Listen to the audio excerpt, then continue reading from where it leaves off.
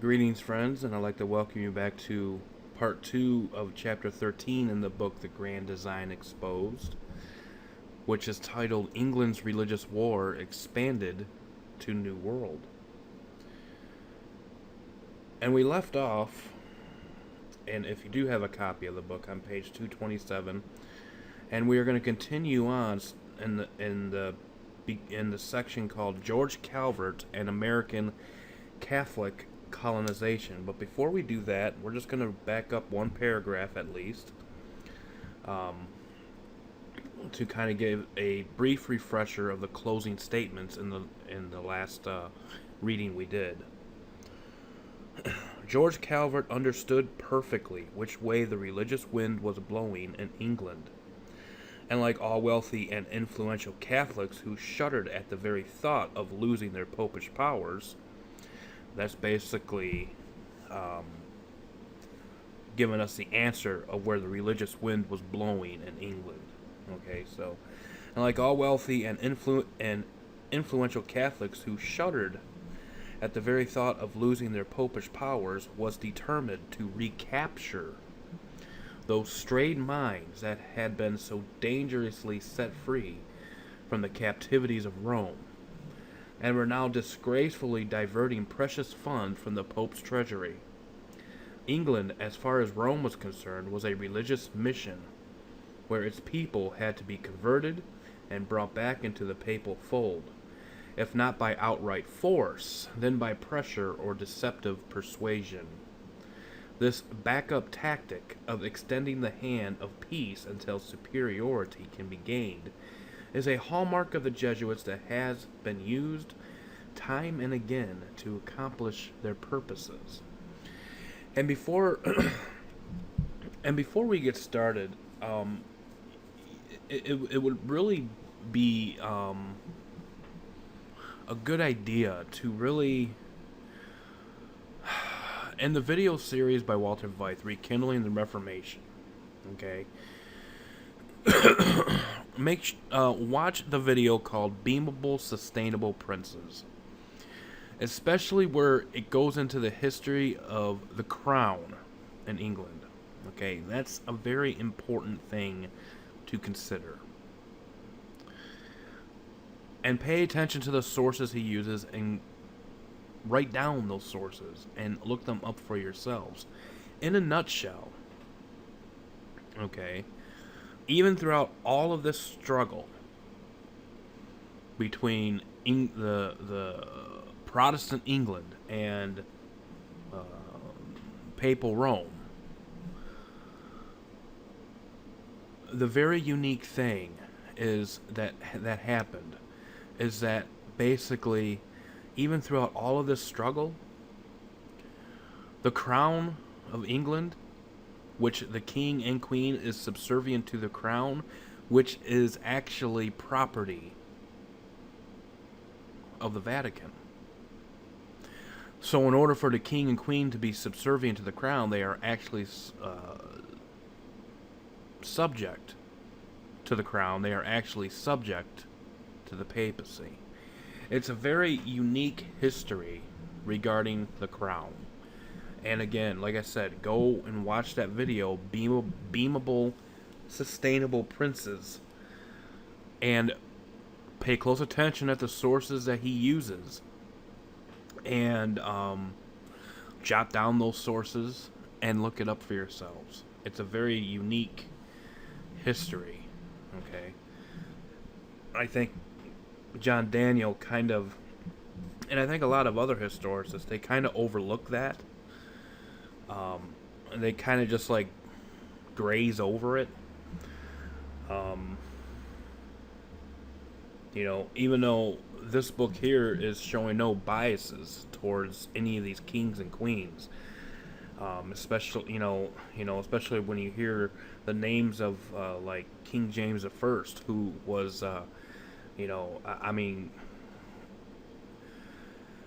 yeah, sure, he had the conspiracy of the gunpowder plot against him, for giving the authorization for a new Bible version, the King James Version Bible. But also, he was a king of compromise. okay? He was also a king of compromise. So again, a lot of these things we really have to look at some of these things from a non-biased approach. Because when you hear the word Protestant, we tend to just say, oh, yep, he was Protestant. There was no way he was ever yoked with Rome and these types of things. And, then that's not always the case. You got to understand that when it comes to kings and queens and rulers, even though they might profess themselves to be Protestant, especially in England, the Anglican Church, they had the same monarchical type structure as the Roman Catholic Church did in many ways. A little different, but in a sense, they still had a mindset of superiority about them, that they had a right to rule over the laity, and so, and again, when you look at kings and queens and rulers and stuff like that, sure, we pray for them in the aspect that they find God, but we also have to understand that they are kings and rulers of this world, okay? And we are not of this world. And that's one thing you have to take notice when you're reading about these kings and these types of things that were against the Roman Catholic Church. Alright? So,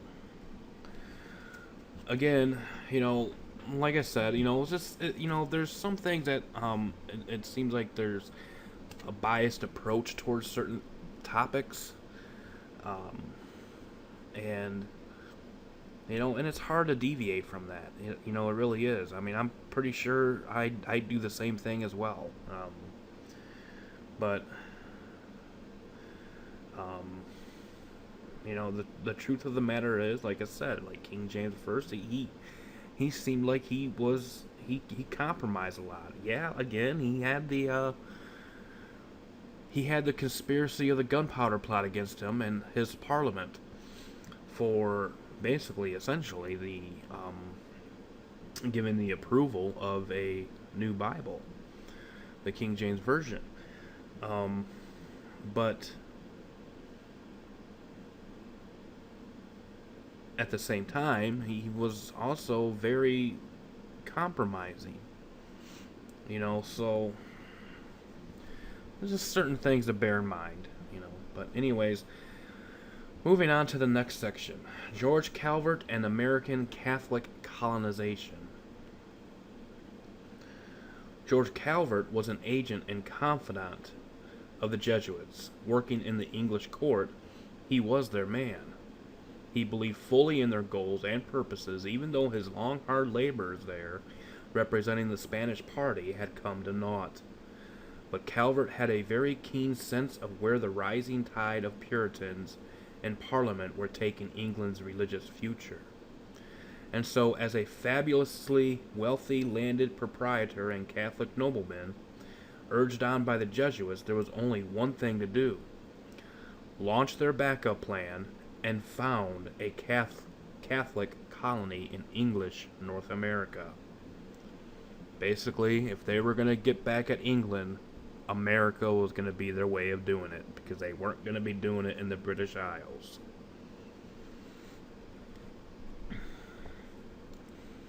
The idea of planting the Catholic Church in the New World certainly wasn't something new. Indeed, an organization that taught that theirs was the only means by which mankind could achieve salvation, converting the savages then became the authorized pretense and excuse for every expedition, no matter where it was going. And with the Jesuits in the vanguard, the mission of the Catholic Church was always guaranteed its works of holiness. Spain and Portugal sent the Jesuits to South America, where they performed wonderfully their benevolent works of slavery and genocide.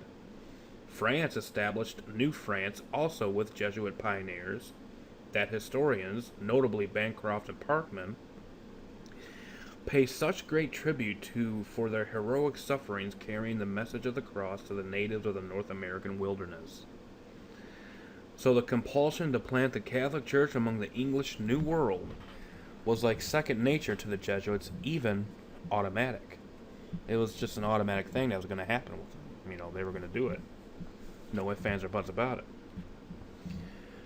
Actually, the idea wasn't new to George Calvert either, because there were several expeditions before his that had failed, that were involved and spearheaded by the Jesuits and wealthy Catholic noblemen. But our interest is in George Calvert's expedition.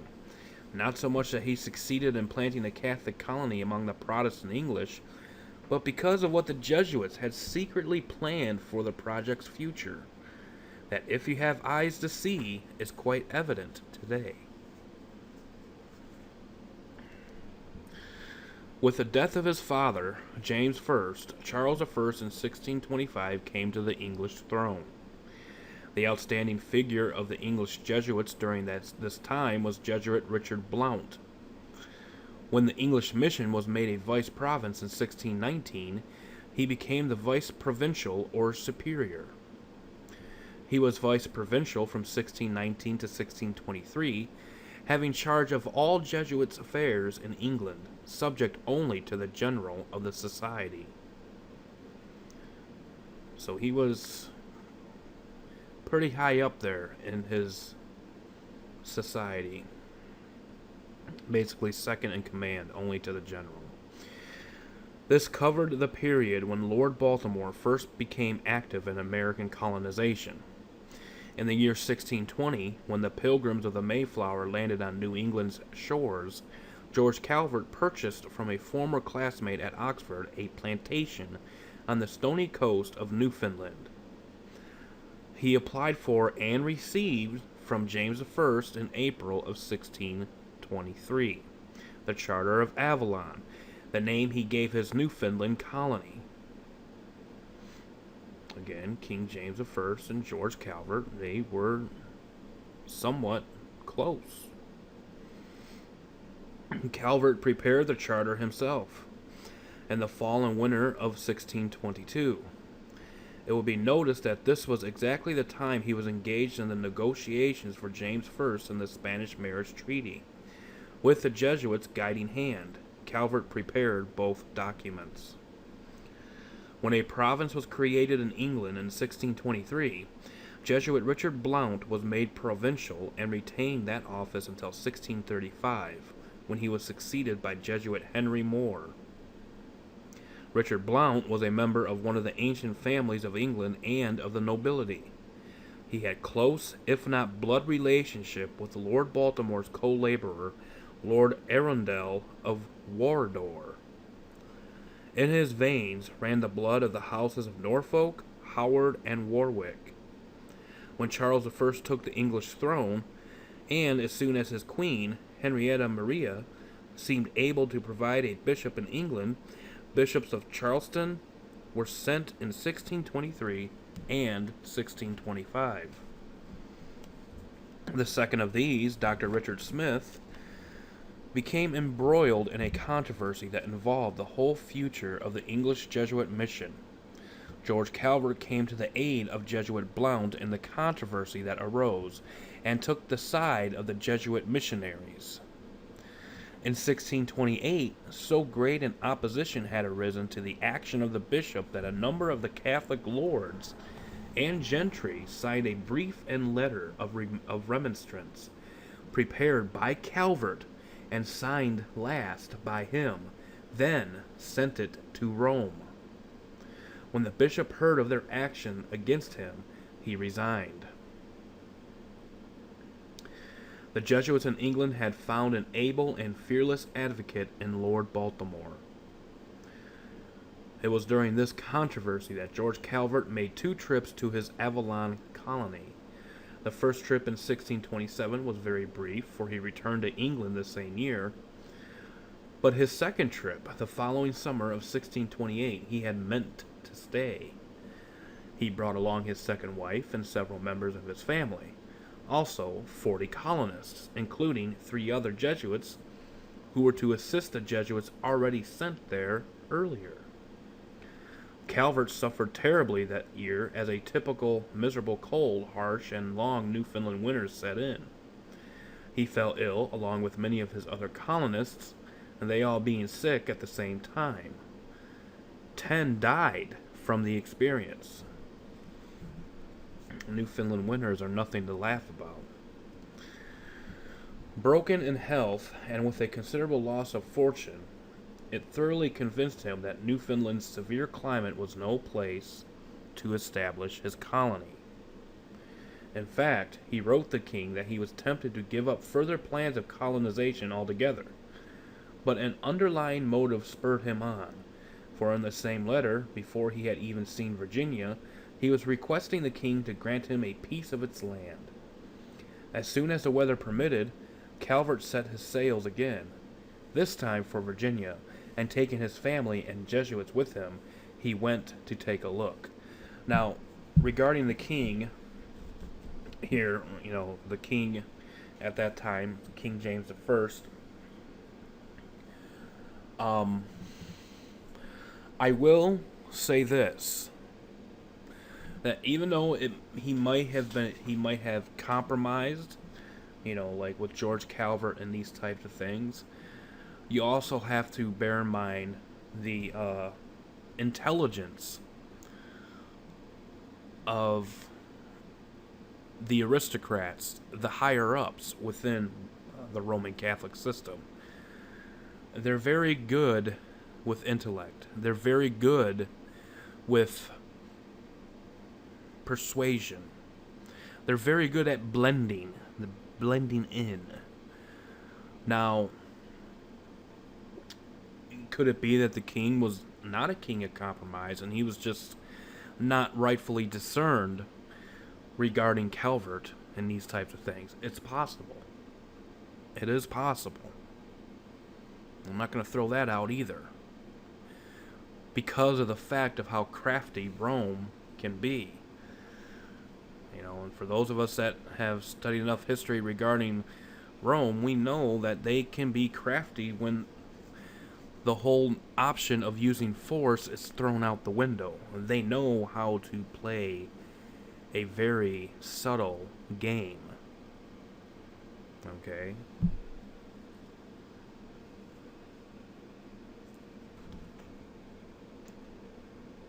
So anyways, I'm going to read the last sentence again. Last couple sentences.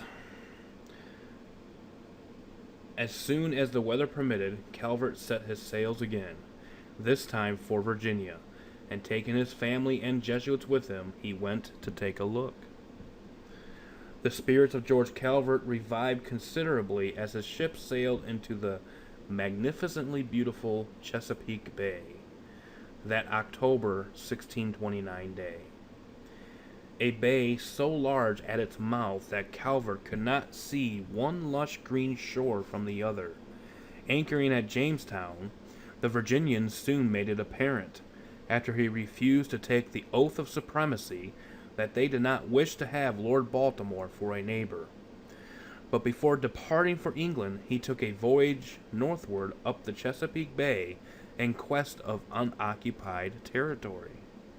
Viewing both shores, east and west, he beheld for the first and only time the meadowland and hills of the future colony of Maryland. Like Moses of old looking into the promised land, Calvert would never set his foot upon it. Returning to England, he would seek a grant from the king. Much has been said already concerning the events surrounding the colony of Maryland in Chapter 8. We went into great detail about that. But now we're just picking up where Chapter 8 left off, and getting a more thorough examination here. The history of Maryland is extremely important and significant here because it was through the colony of Maryland that the Catholic Church and its Jesuits gained entry to the English New World. When Lord Baltimore, George Calvert, was requesting his grant for Maryland from King Charles I, oh, I apologize. I thought that was James I, King Charles I. That's my apologies. I'm sorry. There were at that time only two English colonies in existence, Virginia and the Plymouth colony, and both were very Protestant. As the events unfolded, and take particular notice that no matter how Protestant Virginia, the Plymouth colony, or any other colony that followed wanted to declare themselves, whether their government was good or bad, or how rigidly they enforced their laws to exclude the Catholic religion, it was doomed to be sidestepped.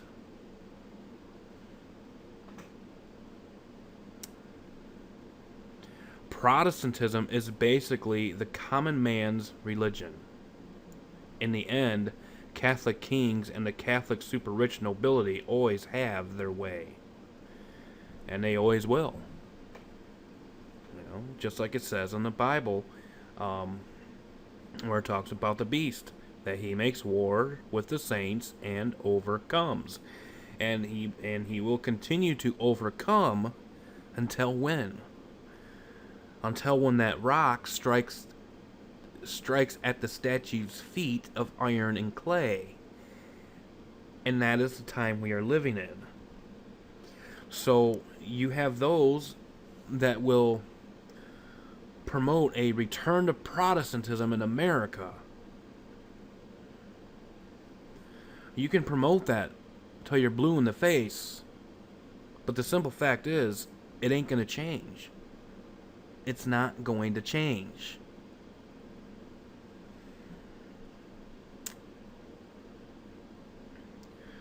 I like to use this phrase a lot. Prophecy will be fulfilled. And believe you me, these prophecies and revelations, sure, there are a lot of conditional prophecies in the Bible that if a nation repents, then the Lord will not bring upon a certain judgment. All you got to do is look at Nineveh, for example. There are a lot of conditional prophecies in the Bible. Okay? But let me fill you in on something. There are no conditional prophecies in the book of Revelation regarding the beast, the second beast out of the earth. There's no conditional prophecy about those two kingdoms at all. At all. So you can shout your return to Protestantism all you want.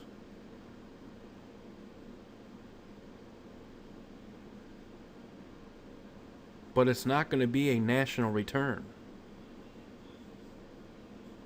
It'll be a return individuals. Salvation is based on the individual account.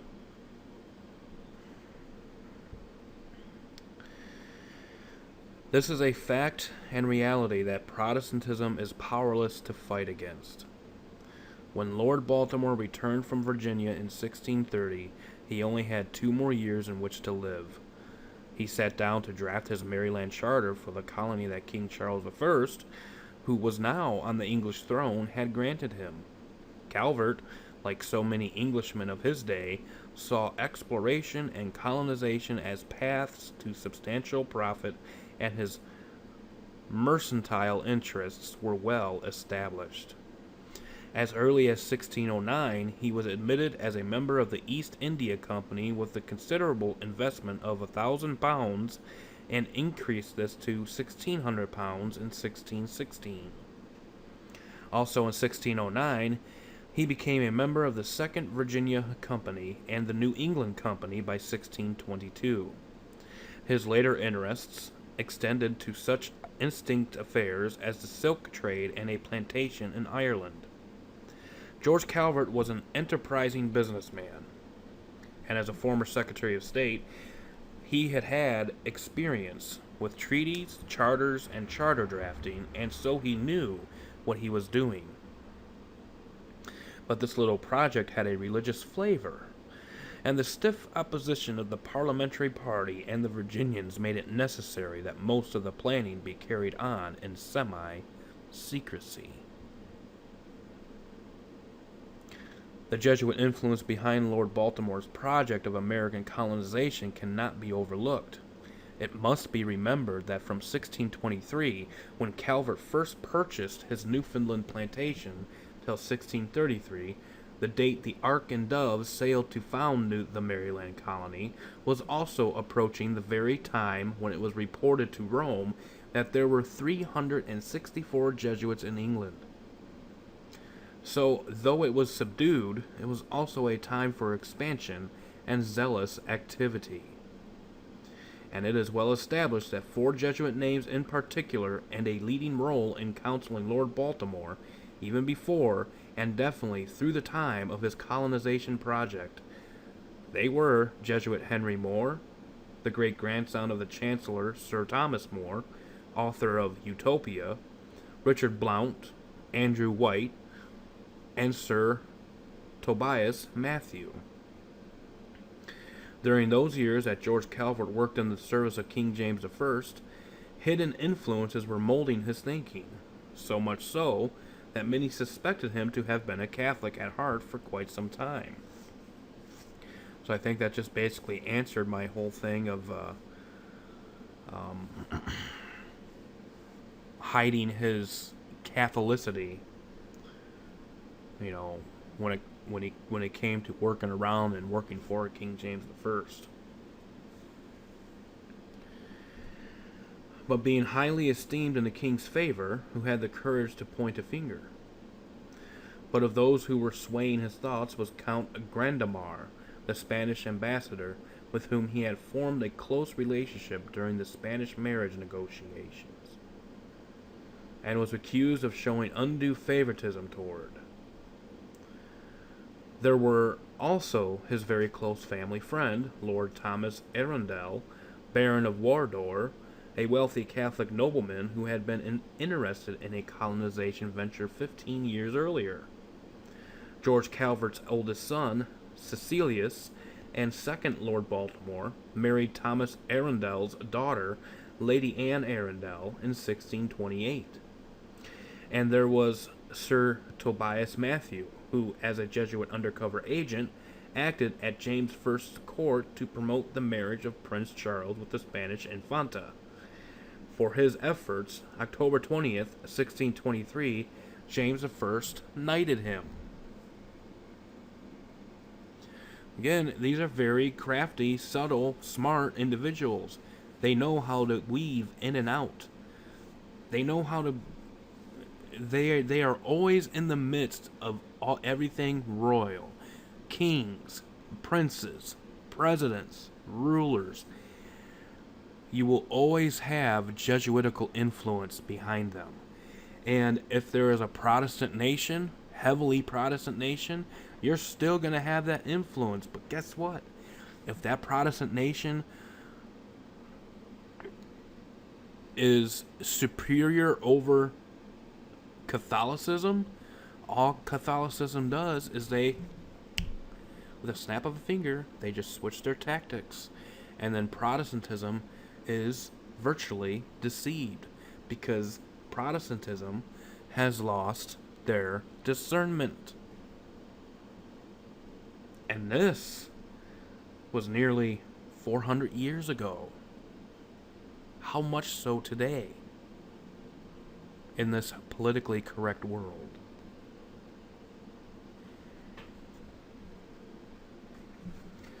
George Calvert, the Jesuits, and the Maryland Colony Conspiracy. It was the Spanish marriage failure, though, that seems to have jolted everything in George Calvert's head into making a firm decision. For it was at this time that he openly declared himself to be Roman Catholic and turned in his resignation to the king. So once his duties was done, then he openly declares his allegiance, and then he turns in his resignation. How clever is that? Because the job was done. Another example of double face. It was also at this time we find him going to the north of England in the company of Arch-Jesuit Sir Tobias Matthew to be received into the Catholic Church. Sir Tobias Mathew himself was ordained into the priesthood on May 20th, 1614, by the notorious Jesuit Cardinal Bellarmine. Written about the events during that time and taken from the book The History of the Society of Jesus in North America by Thomas Hughes, S.J., text, volume 2, page 7 and 8, in reference to the Aspinwall Papers from the Massachusetts Historical Society collection, it says, quote, Sir George became not only a Catholic, but a Catholic of Matthew's own brotherhood, a Jesuit, and so, of course, became his son and heir, Cecil, after him. Unquote. So, in a sense, George Calvert essentially was studying for the Jesuit priesthood, and he became a Jesuit priest. An additional comment relating to Calvert and Matthews says, quote, they were both acting in concert and pursuing one common purpose, that of establishing a firm foothold for the Catholic religion in two adjoining colonies, Virginia and Maryland, which would be likely to support and protect each other, and to counterbalance the growing Protestant influence of the more northern portions of the New World, which had recently been abundantly and exclusively favored by the Council of New England. Unquote. So George Calvert had opened himself up to Jesuit influence and ambitions of the purest kind that flowed right from the hierarchy's top. This brief summary of Maryland's history is not meant to give a misleading impression, so to oversimplify all the events shaping its colonization period and after. To be sure, many Catholic heads were brought together, and some of them violently bumped, to get their covert plan underway. So even though nothing goes exactly according to plan, understand perfectly there definitely was a plan. And should a fuller picture of some of the complexities be desired, just from a Jesuit viewpoint at least, the reader is recommended to read, if it can be acquired, the book written in 1907 to 1917 by Thomas Hughes, S.J., and quoted from above. It has 4 volumes. 2, Volume 1, Part 1, and 2 are documents and letters, some written in Latin. The other 2 volumes are 1 and 2, texts, and are written in English. The simple fact was, the plan was subject to some very serious pitfalls. First, the laws of England prohibited any such Catholic immigration venture going to the English New World. To proceed contrary, George Calvert and both kings, James I and his son Charles I, and all those involved, knew they were breaking the law.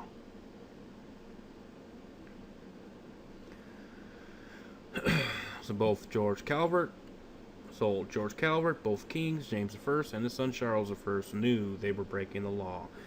But this was where kings and parliament clashed. Kings claimed to rule by divine right, regardless of the law, and Parliament claimed kings reigned by the sovereignty of its people. But the greatest pitfall to overcome was a Parliament that upheld those laws, that vigorously and vehemently protested against their plans. But they need not to have worried. Kings had ways of getting around such trifles. Lord Baltimore George and his son Cecil Calvert received their charter grants, and even though we'll never know exactly what went on behind closed doors, yet if the lady steps out pregnant and later gives birth, you sure have a pretty good idea. The baby was born, though quite illegitimate, and heartily thrived and grew, and later even challenged its own mother. Rome was exceedingly interested in an English Catholic colonization project, especially with George Calvert being the Jesuit frontman. And there could not have been a more suitable or qualified person in all of England for them to have worked quietly behind.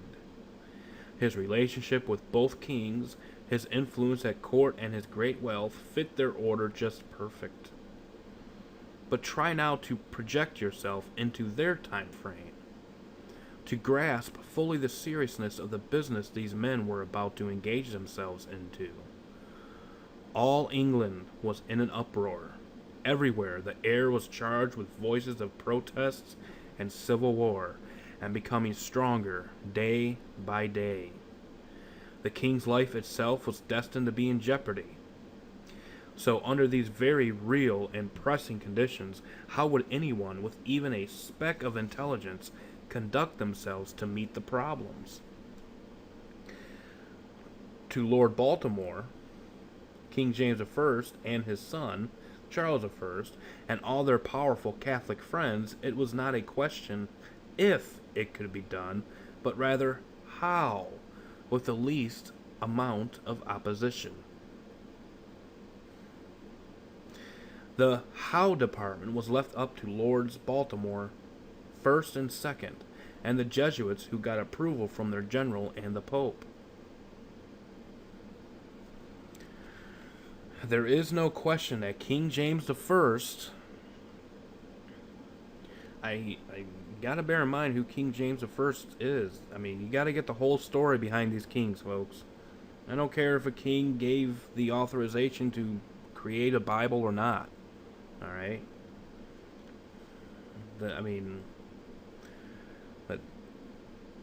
And no, this is definitely not to demean the translation that came out in 1611 either. This is just to point out a simple fact that just because a so-called Protestant king authorizes a new rendition of the Bible, it is not the king that wrote it.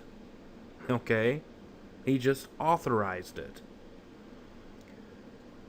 He probably had some political quarrels with Rome, and so that's why he did it, much like Henry VIII did. You know, Henry VIII was only considered a Protestant because he wanted it. He didn't get his grant of divorce from the Roman Catholic Church, and so therefore he withdrew himself from Rome, and then he decided, I am going to be the head of the church and not Rome. And so he was basically the Pope of the Anglican Church. But it was strictly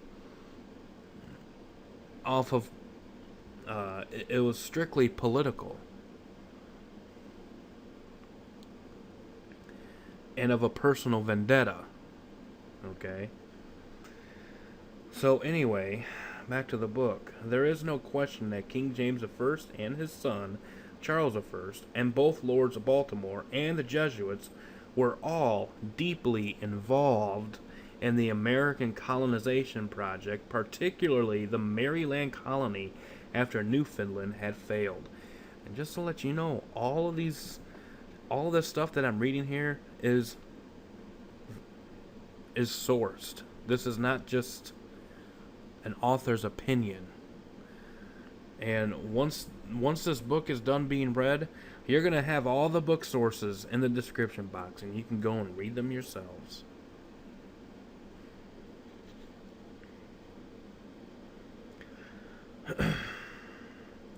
Just the acquisition of the Maryland colony land alone was blatantly obvious that some very powerful strings were being pulled. But the Maryland Charter, too, was a piece of work. All anti-Catholic restrictions and disabilities were kept out.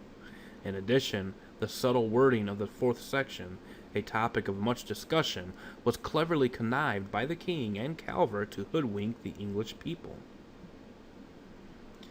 During that time of religious and political ferment, terms could mean one thing today and another tomorrow.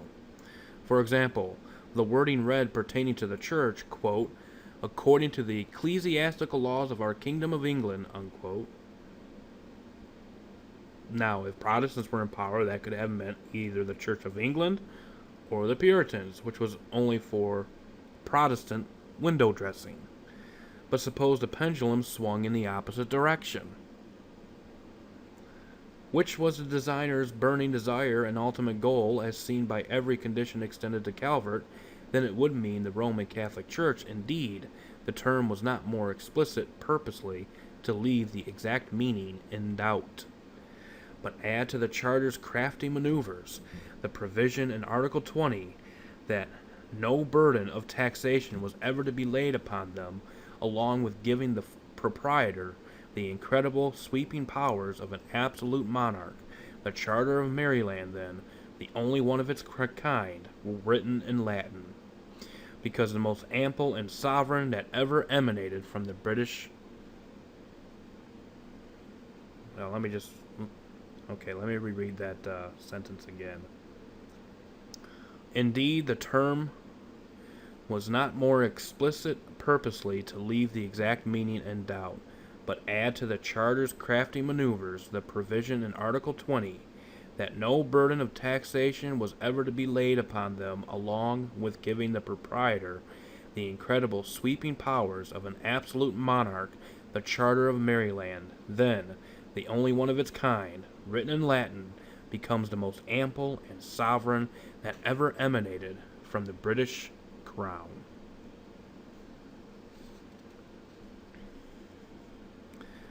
Tolerance, a good Romanist's lore. There is not a history of Maryland written by a Catholic author that does not go on and continually stress, time after time after time, that Maryland is the land of toleration. That both Lords Baltimore first and second were men of great religious vision, benevolent, and so far ahead of their time. Maryland, a refuge for all Christians, regardless whatsoever their particular belief. Maryland, the land of sanctuary, quote unquote. Actually, the title for one of their history books. How could the Puritans have been so cruel to wrest the colony from Lord Baltimore when he had so kindly offered them a refuge after the Anglicans had cast them out of Virginia? Maryland, the land to worship free, in quote-unquote Maryland, the free state. The slogan it carries to this day. Maryland, the pioneer of religious liberty. For whom, I might add?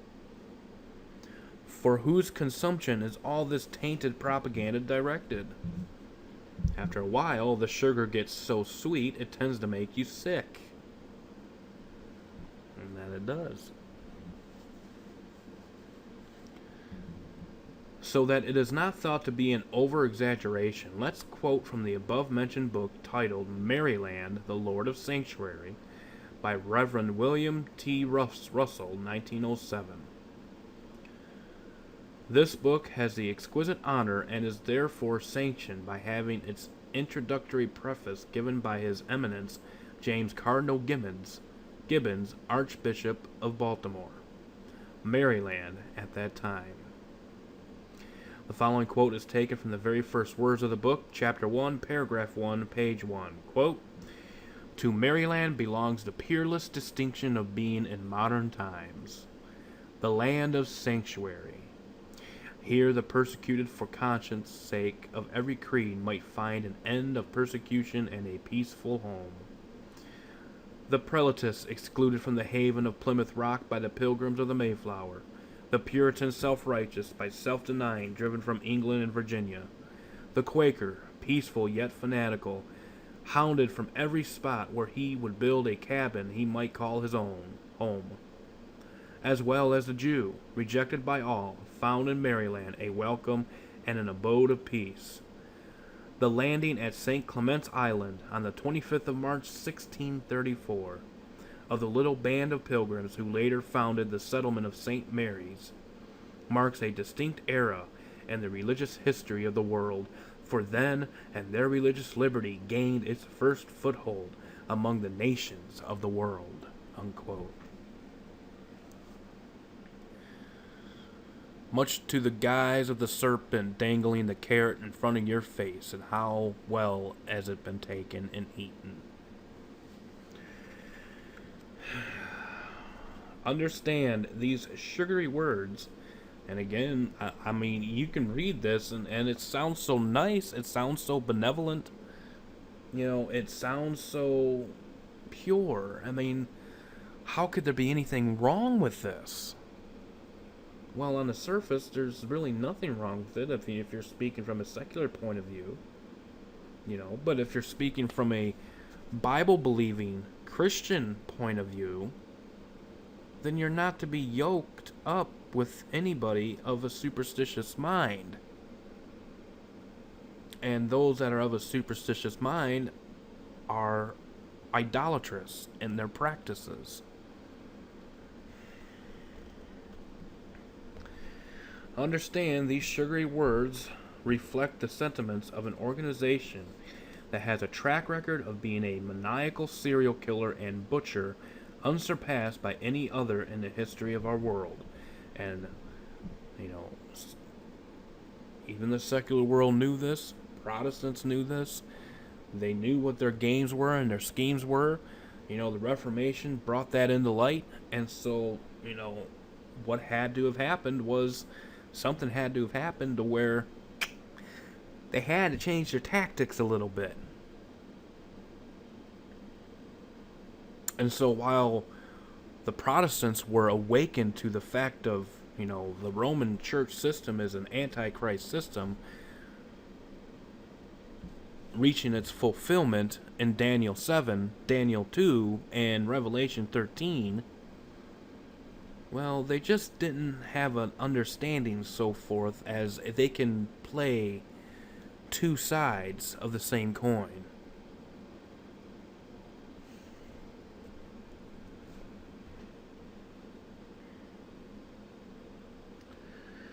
And with taking the keenest delight and pleasures in mutilating its untold amount of defenseless victims.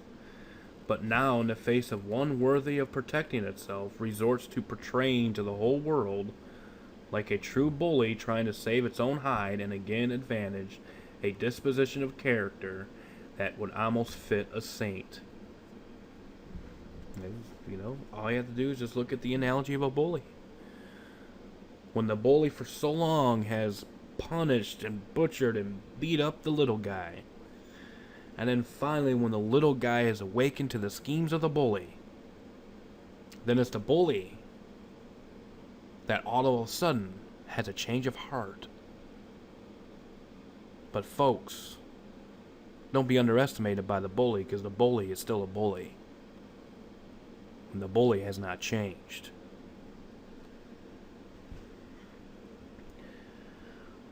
But let's take a look at another quote from the same book, pages 6 and 7, to show exactly how this organization feels about true religious toleration.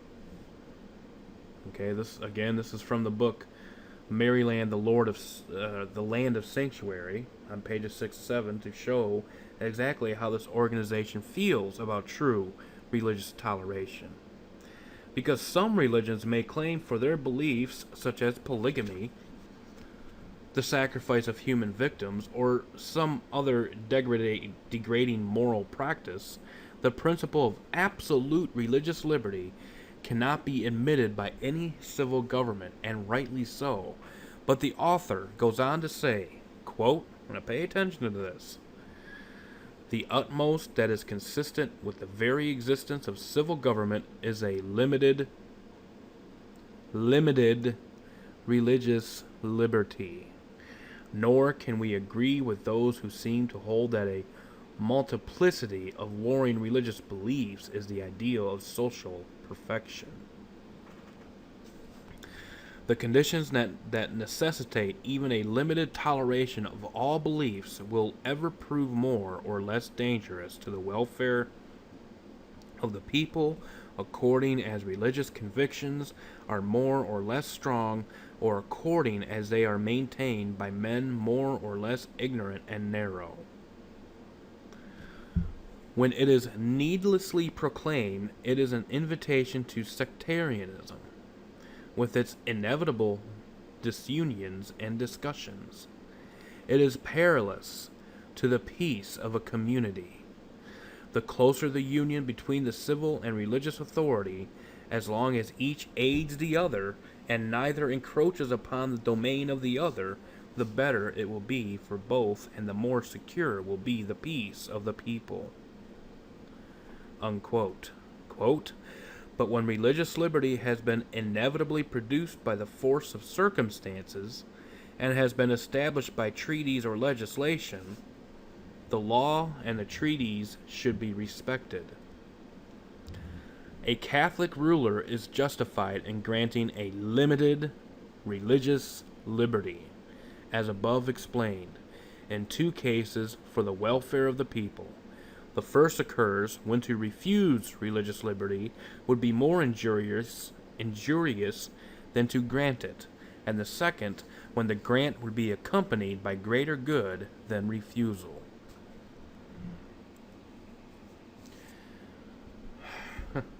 And then when we get into the aspect of the Constitution and you see this, the First Amendment, and, free speech and religious toleration and these things, number one, understand it's religious toleration for Catholics, and number two, understand this, that this whole religious liberty thing that we have, that we keep spouting off over and over and over and over again, it is only limited.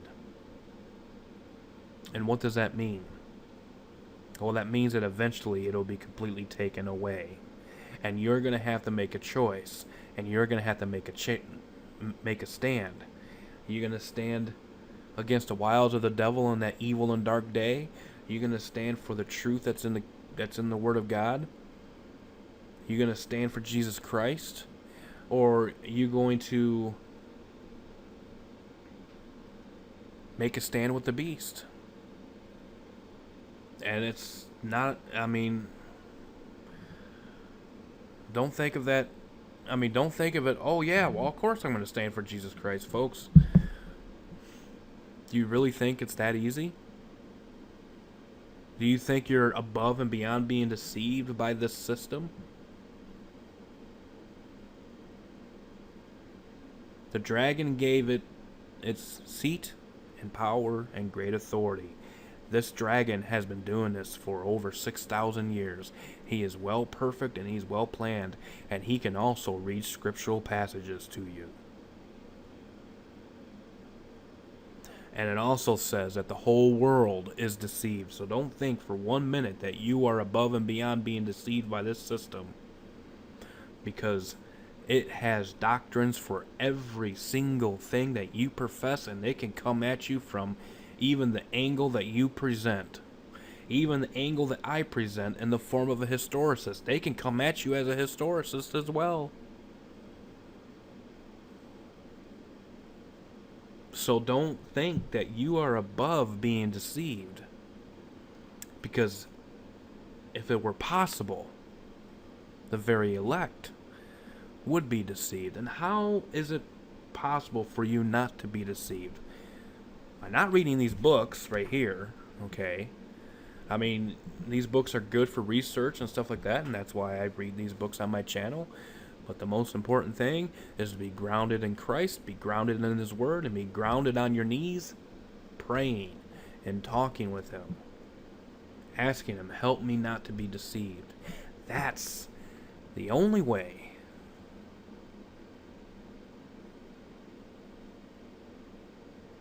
that you might be able to escape all these things that are surely to come to pass. No, not talking about a rapture,